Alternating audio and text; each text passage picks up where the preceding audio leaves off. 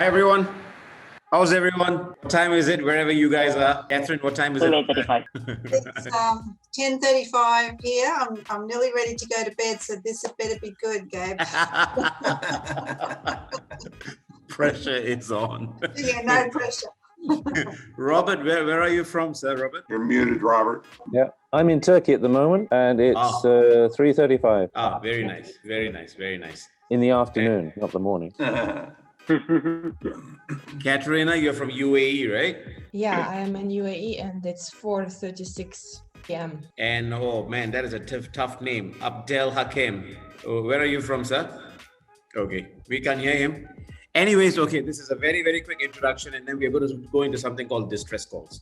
Okay, I'm going to give a quick introduction on why we started Education Superheroes. Right, the initiative has been around for about a year. It has been up and down. It has been quite tough, to be very, very honest. And the whole initiative was about, so sometimes I'm a huge fan of sports, right? I'm a huge fan of sports. And every now and then I'll get a chance to see all-star games and all the World Cup games and everything. And when people come together, it is a very, very competitive energy. It is exciting. It's just some level of craziness. But somehow when it comes to education, it's that entire level of craziness just goes down. It becomes a very monotonous environment. It becomes a little dull. It becomes a little boring. And education takes a lot of hits. We educators take a lot of hits. You know, it's like it's not good enough. It's not relevant. You guys are doing rote learning. You guys are not keeping up to date. And the entire industry is out there telling us that we are just not good enough. So when we started Education Superheroes, we said, you know what? Let's bring this profession to where it belongs. That's how we started it. And it has been tough, to be very, very honest, because a lot of educators are okay being wherever they are very okay not knowing what are the latest practices. They're very okay not knowing how to make what you call the blended learning experience a better one. It was a little troubling, but it is what it is, and we wanted to change that. So we started creating training programs in Bali. So we said, 8 days, come to Bali, let's go wild, let's teach over there, let's play this education game, and then we'll learn from each other. And everybody wanted to come to Bali, and then guess what happened? COVID happened. And then we said, okay, you know what, we'll take a break, and we will do it after almost everybody gets vaccinated. And we said, all right, let's do this coming December. So this coming December, we're going to have our first Education Superheroes in Bali. And yeah, and we're really excited. We're not going to make it very big. We're going to do it for about 20 to 30 educators. And the whole thing is going to be fun. We have booked an entire hotel out for this. Yeah, so if you go and check out Avalon Hotel in Bali, you'll realize that it is one of the most beautiful places on earth. And we are getting excited for it. As far as today is concerned, what we want to do after a very simple introduction, we're going to talk to Scott a little later, of course. But before that, we want to do something called distress calls. Now, distress calls are very simple. It's what we feel are things that are pressing issues. The pressing issues of education today. Now, if it is related to the topic at hand today, which is about relationships. So we are here to talk about student-teacher relationships. Now, if your distress call is going to be about that, then great. But if it is not going to be about that, but if it is about something else, it's also fine. So distress calls is basically the pressing issues that is burning inside you here, that you feel is like, you know what? This needs to be attacked by a group of people soon. What may there be? So we are going to give this particular group of people, we are about 11 of us here. What are our distress calls? What are the things that we are looking at and saying, you know what? It'll be nice if we can all work together to tackle this particular issue. What would that be? I'm just going to go silent for the next 2 minutes and let you all either talk or type away in the chat box. Anybody wants to raise your hands, you can raise your hands as well. And then we will, there's a raise your hand functionality in there. Yes, Katerina. Let me start then. So probably for today, my biggest issue with education is spaces. Why don't we use all the spaces available everywhere? Maybe even in school, why don't we use, let's say, pathways instead of sitting only in classes? Why don't we use the areas outside when the weather is nice? And why don't we consider using even online classes for the future when the pandemic will be over? Unfortunately, what I can hear from people around me, that everyone is just waiting for this moment when everything will be over and we will be back to something that we call normal. So what I understand normal is going back to classes, so having children seated on the chairs and just continue what we were doing before. So for me, I want to explore the spaces. I want to explore how to use schools' libraries more, schools' laboratories more, schools' pathways more, instead of having there some wardrobes or some things that we don't usually use. Why not remove them and have children sitting there on maybe bean bags or any other things, maybe just on the floor, because kids like to sit on the floor, and having their learning process over there. So I just want to think how educators, how administration can use all the spaces in school to have this learning, to have to not to school, to stop schooling children. Okay. That also kind of helps with the relationship building, doesn't it? Don't you think so? Like, just get out of the classroom, go elsewhere, start conversations. Anybody else? One more. Anybody else? Distress call. Yes, ma'am. I want to build on what Katerina has just said and talk a little bit about flexible seating and how we seem to think that children have to sit in rows of desks or at tables all the time, and that's not necessarily true. They can sit on the floor, they can sit on cushions, they can sit on balls, they can do whatever they like. So that they're engaged in the learning, and bringing playful learning into teaching and into learning. It doesn't all have to be teacher directed. It can be directed by the children, but it's playful. And when the children are older, it doesn't mean play-based learning that I'm the advocate for in the early childhood area. As the children get older, it can be playful learning. So playing games, and a bit like what you were saying, Gabe, about with the teachers, when you're taking them to Bali, you're going to be doing some games and playing, because that's how people learn. So why don't we do that? Why does that seem to stop when children get to grade 2 or something, or grade 1 even, that the play stops and learning suddenly becomes very serious? Why does that happen? And why does it happen? And why can't we just continue with the play and the playful learning as children get older, even into high school? Yeah, absolutely. A noisy classroom is always a very good classroom, right? And that's what some of us, I think the most probably the group over here will believe in that. Of course, there'll be a whole bunch of people who will be ready to throw stones at us, but we'll see, and what we are going to do right now is we've got 3 distress calls here. Okay, so one is space, the usage of space. The second one is, yes, flexible seating, but it's also about bringing playful learning into the classroom. And the third one is, why not bring personalized coaching methods? Personalized coaching methods, I believe the person who wrote down there is Dave, and he's going to be talking about that. So what we're going to do is, there are 12 of us here. We are going to be broken up into random breakout rooms. And each breakout room will be addressing each one of these things. Okay, so you will just be randomly put into a breakout room, and then you'll be addressing one. That gets a chance for you all to get to know the 4 people inside your room. And then when we come back, we have to present a series of solutions as to what we can do. Because a lot of times we talk about distress and then we don't do anything. There are teachers, I'm sure, who are wondering, how do we create engaging classrooms? To be very honest, in SCORE campus in Singapore, a lot of people have come into our classrooms and said, I don't know how you do this. Your classrooms are so noisy. And our answer is very simply, well, we don't teach, and that concept just doesn't sit well. It's like, oh, if you don't teach, how do you cover the curriculum? And I say, oh, the students do it by themselves. They cover the entire curriculum in 4 months. And then they look at me again, oh, that's not possible at all. So it's a lot of what you call negative psychology that we have to kind of fight with, because there's no trust. So let's think about like really, really useful ideas that we can discuss when we come back. So right now, what Haish is going to do, the moderator is going to do, is she's going to break us up into 3 breakout rooms. And well, we take it over from there, and hopefully we'll get to know each other a little bit better as well. That was really quick. That was very quick. Yes. Yeah. Okay. But see, that is the purpose of the breakout room, right? And if we notice anything, we do have a tendency to talk a lot about the problem, and we kind of miss out on creating a solution. And that is exactly what happened in our breakout room. I don't know whether anything different happened in any of the other breakout rooms, but what we are going to do is we are going to present one at a time, and somebody is going to take the lead, or the group of people who came in, they will take the lead. So who was in charge of item number 1, which is spaces?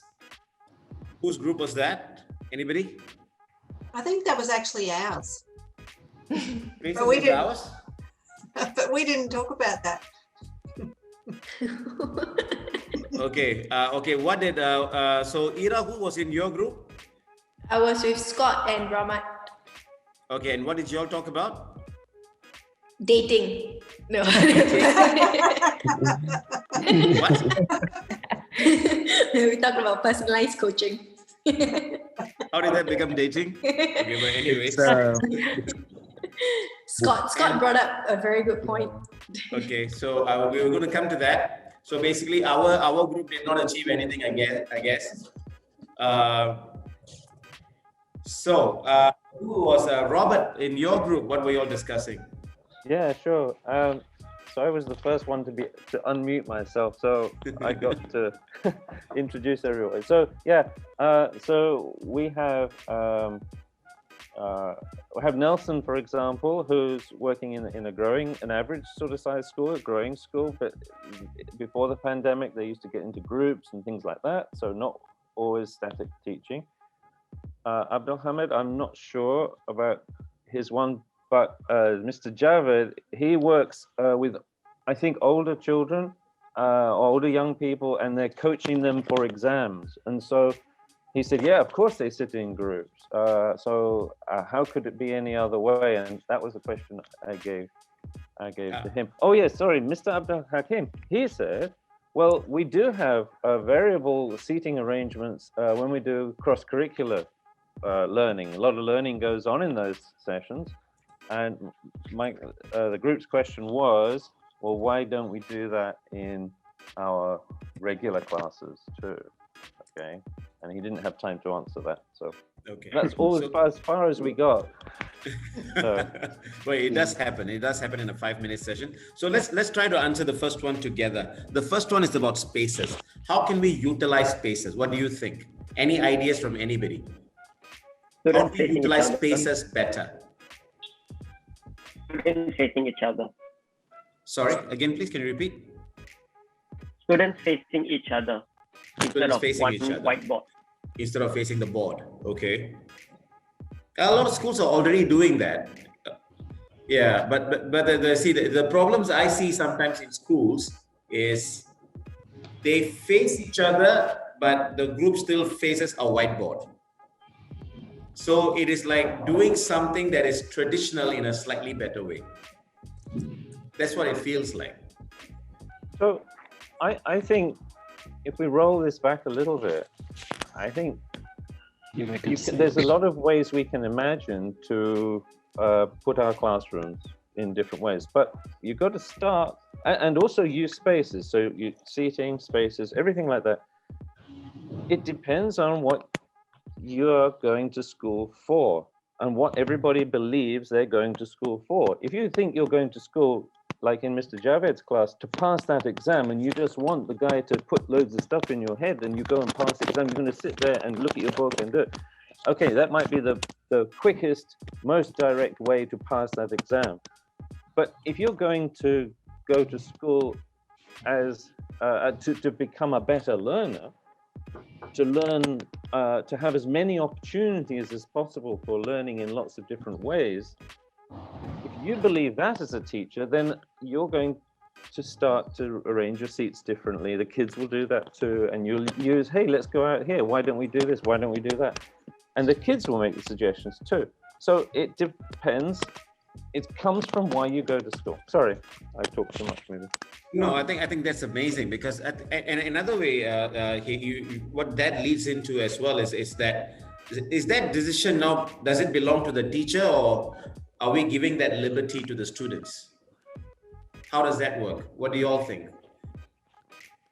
Will there be any problem if we shift that liberty of movement and the creation of space to students?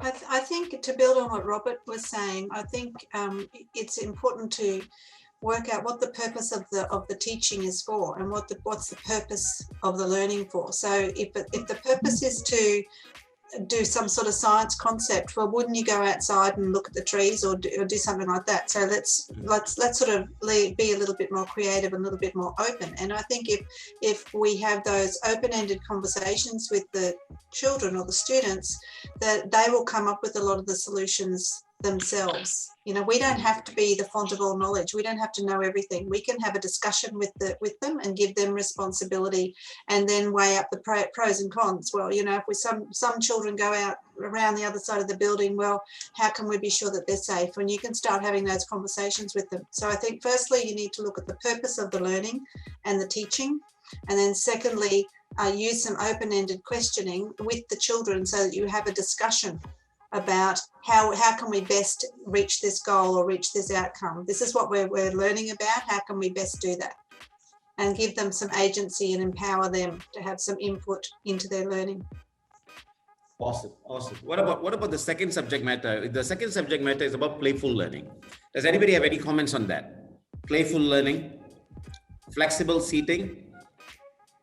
We already talked about the flexible seating, but what about this playful learning concept? To be very honest, in my space in Singapore, we allow the children to run in and out.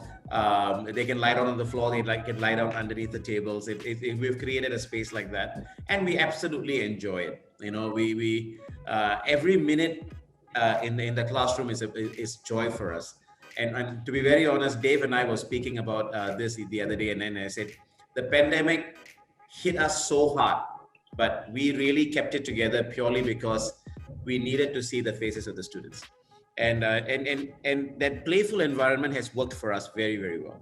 Now, is there another group of people over here or anybody else over here where you feel that you've implemented this playful learning environment and it has worked either positively or negatively? Anyone here? Yes, Catherine.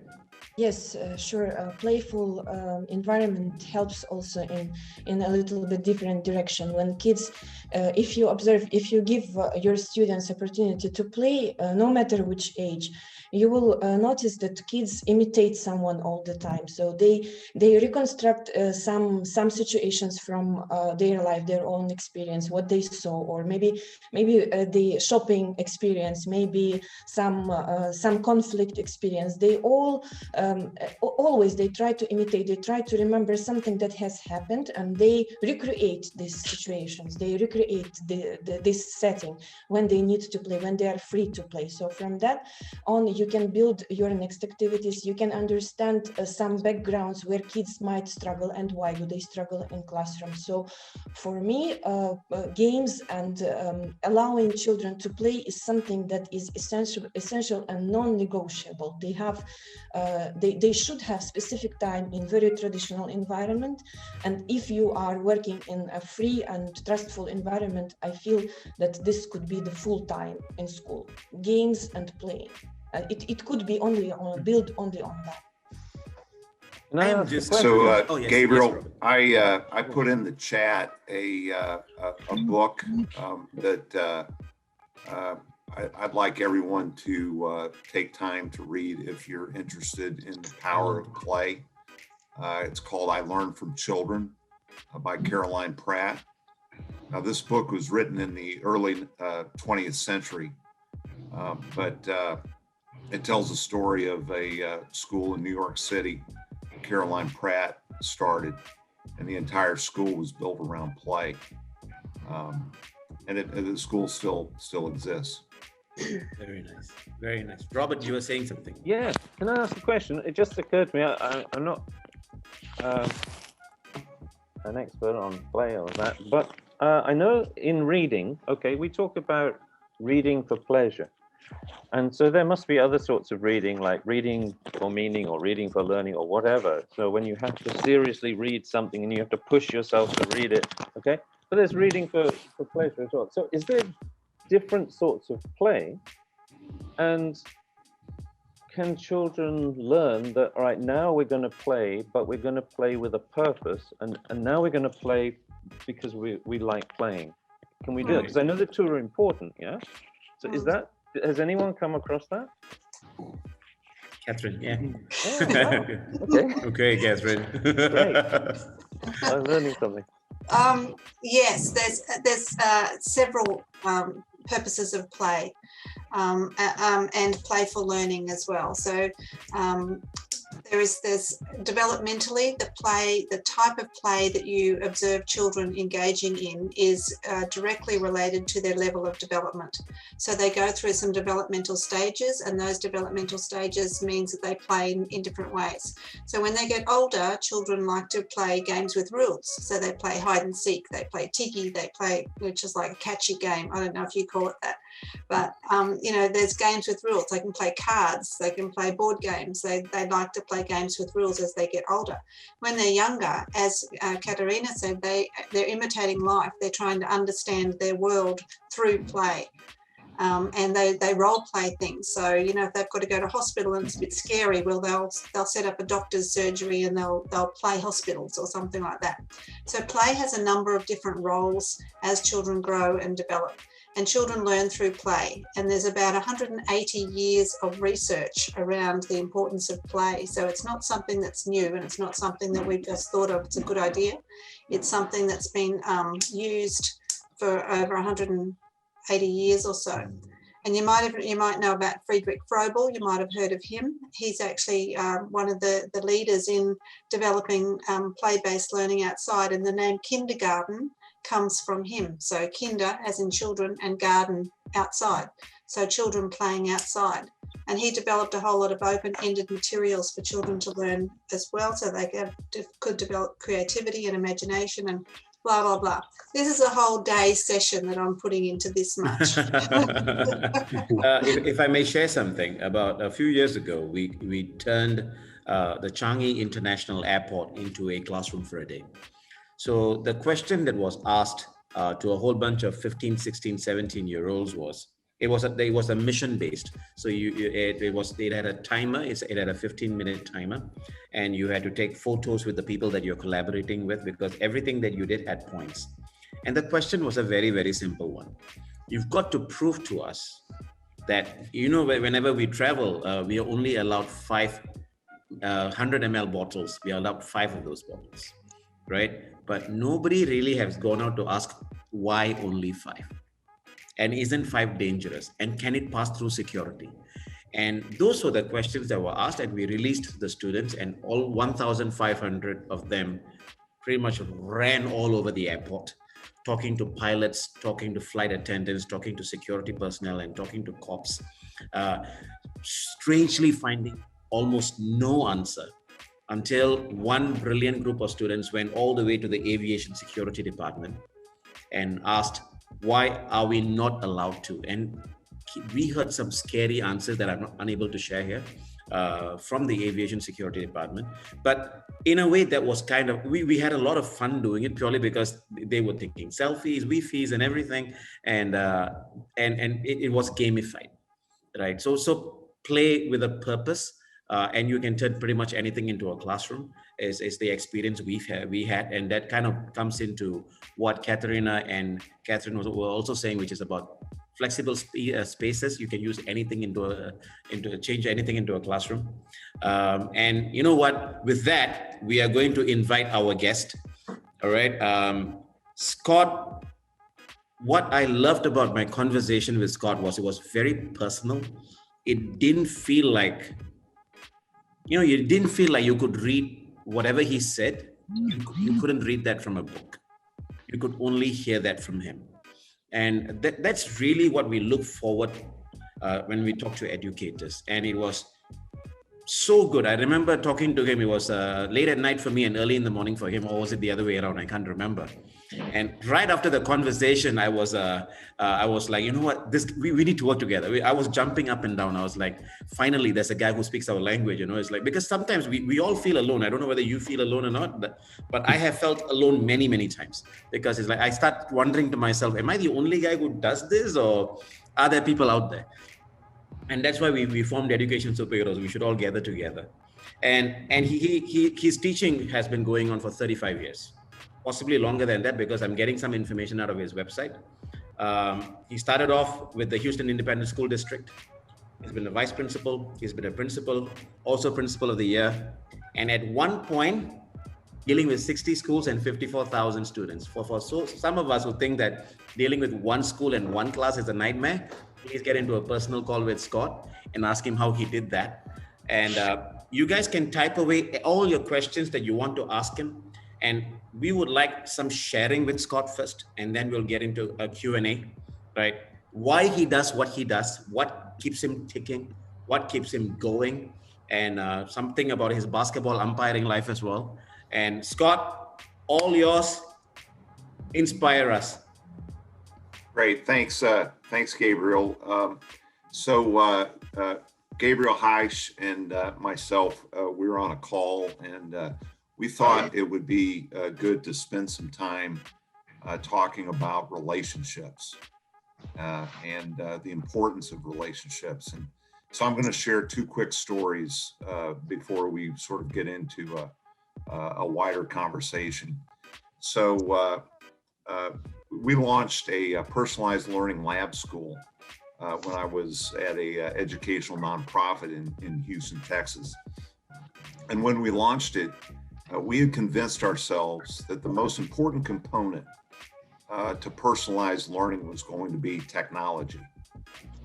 All through the planning phase, we focused totally on the technology, right? The platform. We had to get the platform absolutely correct. And if we got it correct, kids were going to really exhibit deep learning.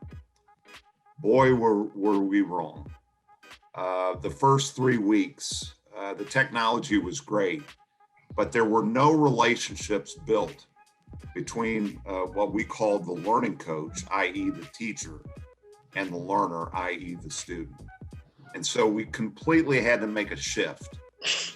And we had to really focus on how we build relationships between learners, and again, the language we used was learning coaches.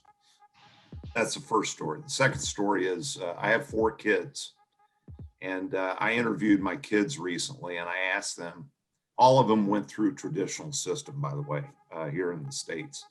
I asked them, out of, I don't know, 100 teachers in your K through 12 experience, how many of them would you say you built strong relationships with? They said 4 out of 10, 40%. Now, that's an indictment of the traditional system.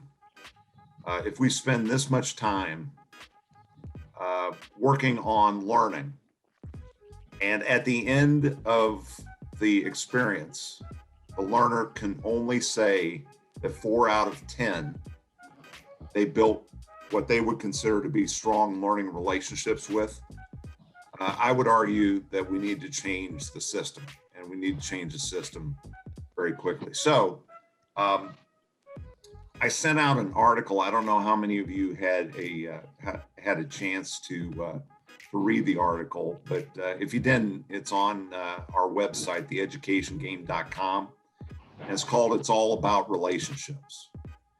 And so I thought we might start talking around this question. The first part of that article talks about how we assign relationships in traditional spaces. And I said this in the breakout room. We usually do it through computer. And so I guess the question that I want to ask is, if we're not going to use computers to establish, student rosters for teachers and teacher schedules for students, how can we approach a better way of building learning relationships? And if you're in my breakout room, Ira and Ramat, just stay stay silent for a minute, see if others might come up with what we came up with. What's a better way to build relationships between, you know, like I said, we call our folks learning coaches. We don't really like the word teacher.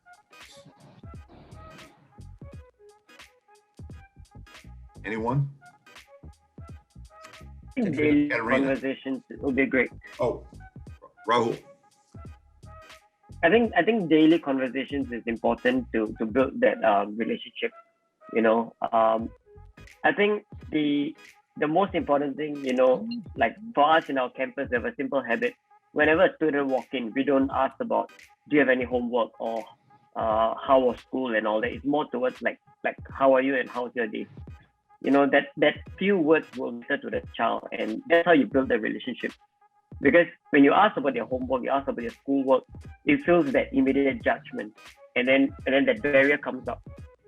That, oh man, there's no another person asking about my academics over again. I think the first level of building a relationship is basically having a daily conversation with their kids and asking about their day in a very genuine manner, rather than, you know, only asking them a one-dimensional question. So I think that's important for me. Yeah. So so we call those check-ins, and Rahul, you're spot on. That I think every day, maybe in the morning and also in the afternoon, you do a 5-minute. We didn't find that these check-ins had to be long, but you do a check-in with each individual learner, and boy, the relationship building that check-in builds, you know, between the adult and the child is powerful. Anybody else? Katerina, you were going to say something. Yeah, I was about to say the same about check-ins, and then also when I tried to ask my students questions, and at some point I understood that there is a lot of me in these check-ins, like I need to ask questions. I redirected it. I asked them to ask questions to me, and I asked them to ask questions to one another. It brought us to a completely different level. I need to say that I work with small children. They're 6 and 7 years old, but still we could bring these check-ins to completely different level. And I recently also started to use the well-being prompts, where I'm asking them, let's say, to concentrate on one thing that makes them happy, or one thing that connects them to the family the most, something that involves also some feelings and emotions.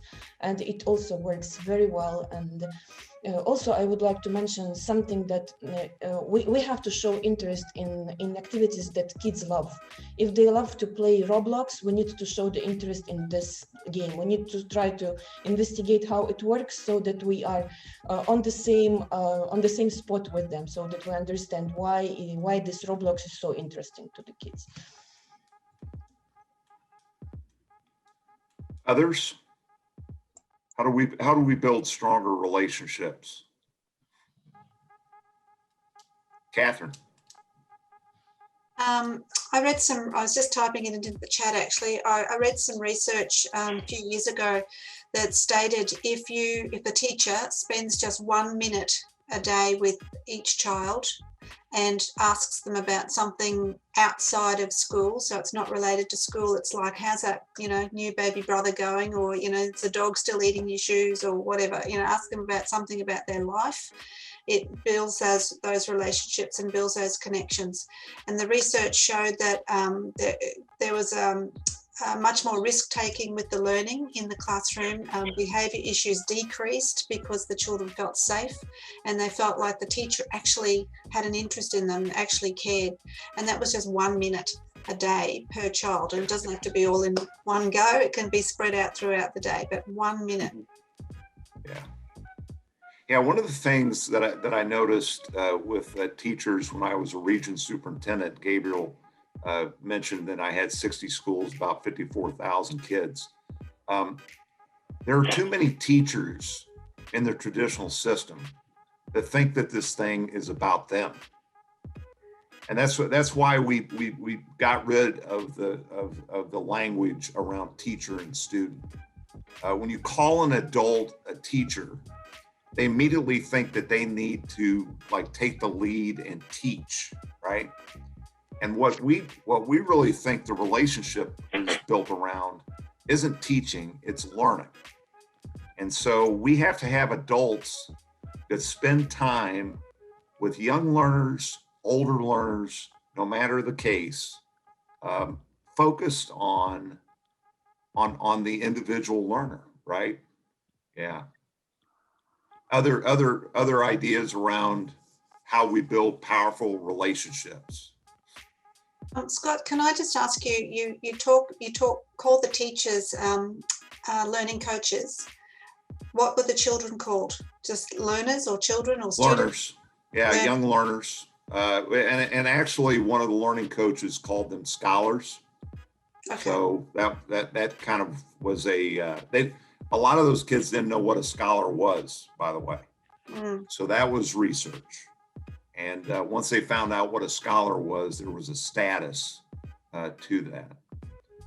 By the way, in the article I write, at least in the American system, the folks that I saw that had the best relationships with kids inside of traditional space were athletic coaches and fine arts directors.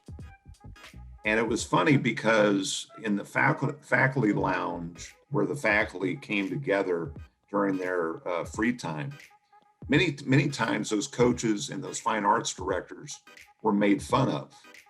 They weren't seen as serious academic teachers, but they themselves had the best relationships with kids. Because the other thing that I would throw out and how we build relationships is time. Time is important to building relationships. So like in the American system, especially in the secondary grades, kids get 45 minutes with their teachers. They meet with their teachers from August to May, and then they get another set of teachers. And what we found was the longer that you can allow the learning coach learner relationship to build, the stronger the relationship. So Gabriel, I don't know how much more time we have, but I did want to just talk briefly about collective commitments. Please, go ahead. And so we found that collective commitments, I put the variables in the chat, and the variables that we're just briefly going to talk about are time, listening, confidentiality, decision-making, participation, expectations, and learning. And so we actually codified these variables, not only with the learners and the learning leaders, the learning coaches, but we also involved the families because at least our learners spend a lot of time with their families. And we wanted the families to be aligned with what was going on inside of the learning space. And so maybe we can spend just a few minutes talking about how these 7 variables resonate with the group. If you were to build collective commitments around the time that we spend together, are these the right 7? Have we left something out? Is there something that shouldn't be there that we put in there? How does this resonate with the group?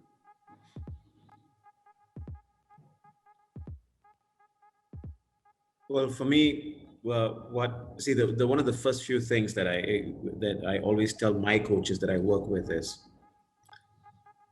it's the decision making, which is the most important part, and the decision that you've made, that student comes number 1. That means we don't talk pedagogy anymore. We don't talk lesson plans anymore. We don't talk curriculums anymore. We don't talk grades anymore. You talk students. So that decision has to be made before we come into education. But somehow, it gets lost. somehow it gets lost. And normally the first year educators are all very highly excited, and then goes on to suddenly it becomes, oh no, pedagogy, oh no, lesson plans, oh no, report cards and everything. I think the 7 are extremely crucial, and I think they're beautifully laid out. The biggest challenge anybody may have is bringing it all together. And the way to do that in our humble experience has been like what I just mentioned. You have to decide. Students come number one. The distress calls I get from educators a lot of the time. Oh, we don't like to talk to parents. Those are, when I see parents, we go in the other direction. Those are all distress signs. So we've got to bring these educators into this ball game of the 7 that you've just highlighted over there. I don't know if any of these group of people who are here will see anything that is missing or any difficulty, but getting other people to buy into it would be is a challenge. But I'd love to hear from the rest of you as well. It's like, do you feel that anything has to be added? I think if there's anything that has to be added is experiences that could be added, because what we have learned is when we create amazing experiences, the teachable moments kind of come into play, and we normally don't achieve that inside the classroom. We achieve that outside of the classroom. So that is something that I would love to add on to it. Anybody else? Hi, Catherine. Yes. I wondered about the speaking or the language that's used between the scholars and the learning coaches, because you've got listening there, but what about the language that's used backwards and forwards between them? Yeah, that's a really good addition, because what we noticed when you make the shift to personalized learning, language matters. It's almost like you're using a different language as you would in a traditional system. So that's a really good addition. I saw in the chat trust. Yeah. So one thing that I did want to add, we don't have enough time to get into it today, but when you start building these collective commitments around whatever variables you choose, a lot of collective commitments, whether they be for adult learning leaders or young learners or those learners' families, are all the first thing that will come out of most folks' mouths are beliefs. This is what I believe about a commitment around trust. But I would coach all of you that you need to take the belief beyond and get into behaviors. So, okay, yes, we all believe in trust, but the second question is, what does trust look like in our learner relationship? What does it look like, right? Because it's going to be the behaviors that hold people accountable and responsible. That's a really, really important point. People can spout beliefs, and we do this every day, all the time. This is what I believe.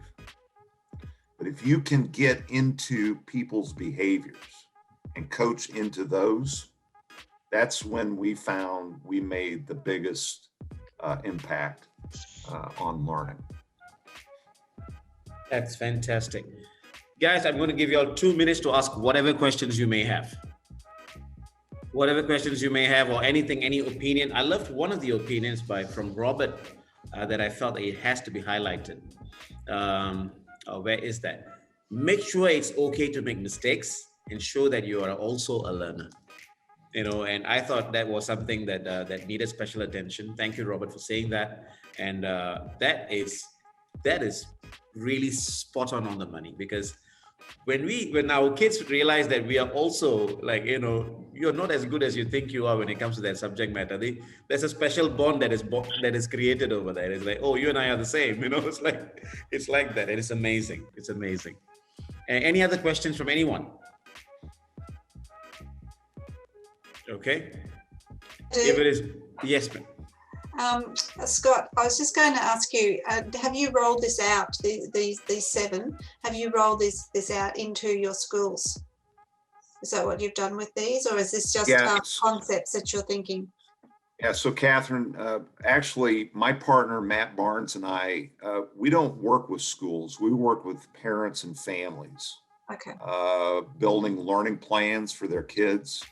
And so this is the first overlay, if you will, to our learning plan. And that is the question, what kind of commitments are you willing to make?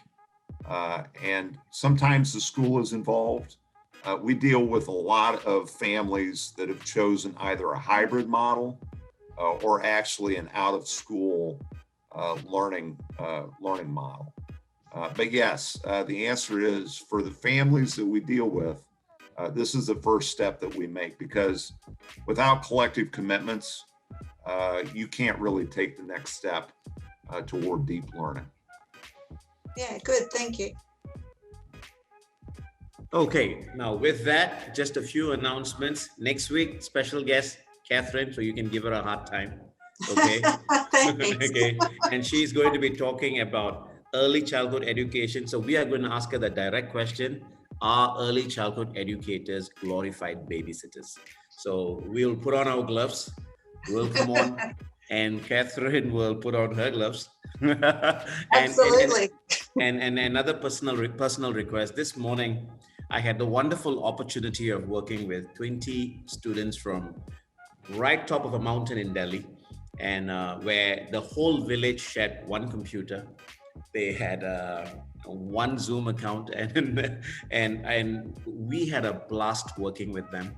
And I'm working with a lot of schools in the region, and there is a big need of virtual experiences created for the purpose of learning about sustainability, learning about parenting relationships, very big relationship issues that are being dealt with in Singapore. We are going to learn about mindfulness, early childhood expertise, and we would like to reach out to you to create little bits of contents here and there, and we'll share with you how you can do that. And we want to roll it out in Singapore, Malaysia, Vietnam, India, and all these places, hopefully Australia and the US as well. It is a cool way of working. I'm going to introduce it to you over the next few days. I'll be getting in touch with you all personally if you guys are open to it. And I'm also trying to work with Nelson. Nelson is from Kenya. And we are trying to figure out, you see, the beautiful thing about technology, right? It allows us to do this. Right. And why not take it further? And why not prove to our kids that, hey, listen, man, your classrooms are a lot bigger than you think it is, you know, and it's extremely playful. It's extremely wild. And this is a dream come true for us to be able to work with. Just today alone, talking to a person from Delhi, talking to a person from Kenya, 15, 20 years ago, this was impossible and it was expensive. Right? IDD would be like, I don't know if anybody knows the word IDD, right? IDD would be like $6 a minute or something. Anybody who knows IDD, don't raise your hand. Let's not give our age away. But anyways, it's an absolute pleasure. Remember, next week is Catherine. Well, you can direct all the questions towards her. Catherine, maybe we can work on some sort of a plan even before we execute the actual day. Right, and we'll invite a whole bunch of early childhood educators, which is very, very important. And let's work together. And that is the real purpose. The real purpose of this entire thing is for us to work together and reach out to a very, very large number of learners and come together as learning coaches. And if anybody has any last words to say, you got 30 seconds. Anyone? Say something cool. Thank you. Thank you very much. Okay, everybody can turn on your cameras. Turn on your cameras, put on your biggest smile. Haish is going to take a picture. Turn on your cameras, put on your biggest smile. I will go for my signature look. Okay, everyone ready? Ready? Something crazy? Yes. A crazy face? Okay, 1, 2, 3. There was nothing crazy Yeah, about that face. It's only you, Gabe. Okay, Scott, you have so much to offer. Please teach us. Please let us know more about the work you do. We want Catherine. We want Robert on board. We want, I believe your name is pronounced as Javed Ahmad. Javed on board. Rahmat, Trevor, Katerina. You know you're on the list and you're coming soon. You know that. You know we're coming for you, right? Robert, Dave. Dave is a 29-year-old firecracker, and you guys have to hear from him soon. And Ira as well, and Haish as well. Guys, thank you very much. God bless you and good night. Oh, sorry, good morning. Thank you. Good night.